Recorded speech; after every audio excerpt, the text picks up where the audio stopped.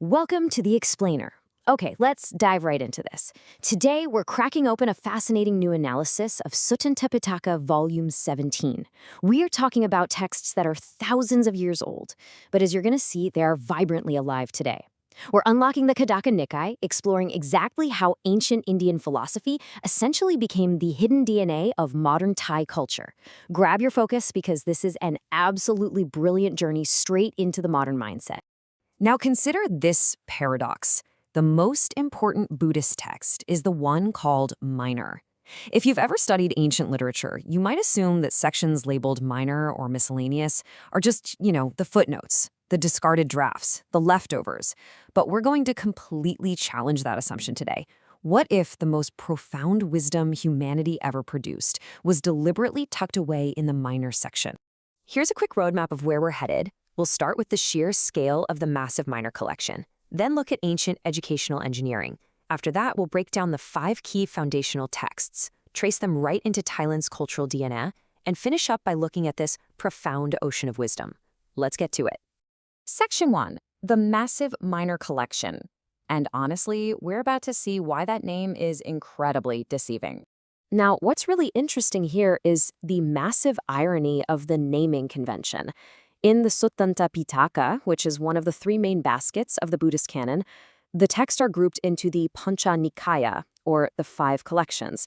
The 5th one is the Khuddaka Nikāya. The word Khuddaka literally translates to minor or miscellaneous. But the reality, it is actually the largest, most voluminous, and most diverse collection of teachings in the entire canon. It's literally an absolute treasure trove hiding behind a very humble name.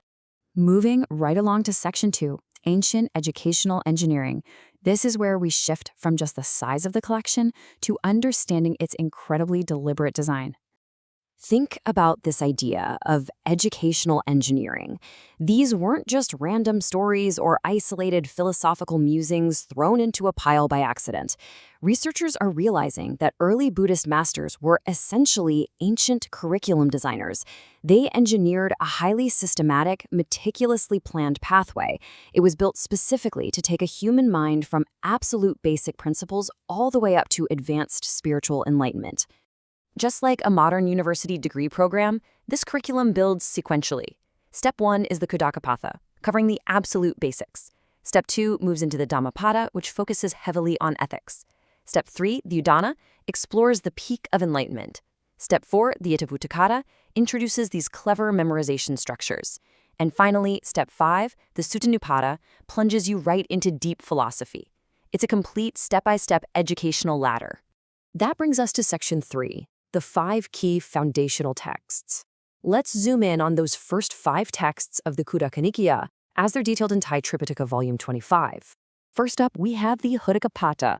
Think of this as the ultimate beginner textbook. It was perfectly engineered as a foundational stepping stone. It was designed primarily for novice monks who were just entering monastic life, but, and this is super important, it was kept accessible enough for everyday laypeople to grasp.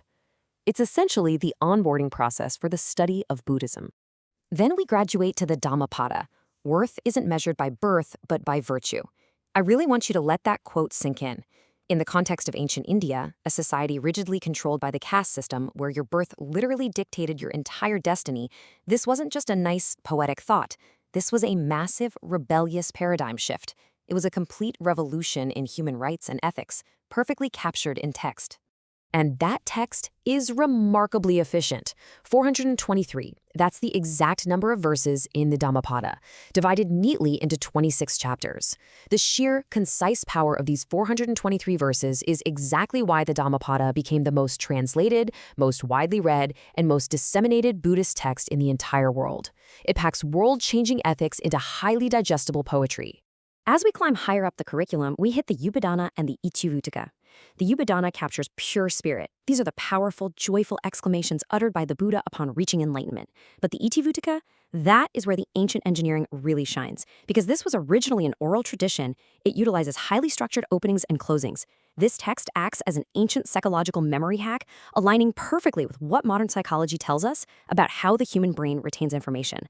They figured out how to make teachings unforgettable, thousands of years before modern neuroscience even existed. Finally, we reach the summit, the Sutta Nipāta. This is the oldest, deepest, and most profound text in the sequence. It's the ultimate philosophical climax. It's here that the curriculum explains paticca samuppada, or dependent origination, and the 4 foundations of mindfulness.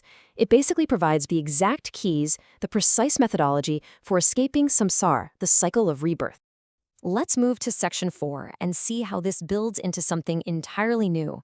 How exactly does a massive, ancient Indian curriculum jump across centuries to become Thailand's cultural DNA? Well, there is a direct line from the past to the present. The ancient Khuddakapāṭha and Sutta Nipāta texts directly birthed the Paritta, the protective chants used in Thailand today. We're talking about the Mangala, Ratana, and Metta suttas used to ward off danger during pandemics and crises.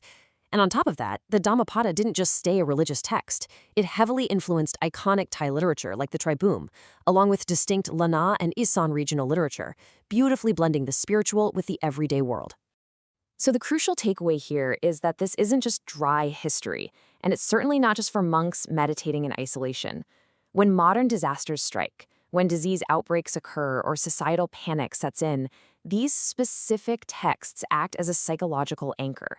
They become the center of community spirit. People today are literally turning to the exact same ancient curriculum for comfort and resilience that was engineered thousands of years ago. Which brings us to our final section, an ocean of wisdom. Let's pull all of these threads together. When we look at the Khuddaka Nikāya holistically, calling it miscellaneous or minor is almost comedic. It integrates the deepest philosophy of human existence. It defines highly practical, world-changing ethics. It absolutely masters the psychology of human learning and memory. And it profoundly shapes language, literature, and social sciences across all of Southeast Asia. It is, in every sense of the word, an integrated ocean of wisdom. I want to leave you with this final, provocative thought. Given its incredible structure, its psychological brilliance, and its enduring power to comfort and guide entire civilizations through modern crises, is this minor collection actually humanity's ultimate compass? It for sure makes you wonder what other massive truths are hiding right in front of us, simply mislabeled as minor details. Thank you so much for exploring this explainer with me, and keep looking closely at the minor things in life. They just might hold the answers to everything. Catch you next time.